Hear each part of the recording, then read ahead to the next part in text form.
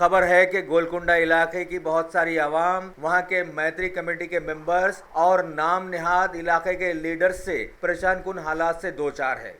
जब भी कोई पुलिस में शिकायत के लिए पहुंचता है तो वो लोग आड़े आ जाते हैं और उनसे पैसा तलब करते हैं। बहरहाल समाज में गुंडागर्दी ऐसी भी चल रही है। इलाके की खातून ने इस सिलसिले में मीडिया से शिकायत की है और बताया कि उसके घरेलू मामले में भी एक नाम निहाद लीडर ने उनसे पैसे तलब किए हैं। बहरहाल वहाँ के नाके के बाहर का नज़ारा ये बता रहा है कि वहाँ के पुलिस स्टेशन को पुलिस नहीं बल्कि ऐसे नाम निहाद लीडर्स चला रहे हैं।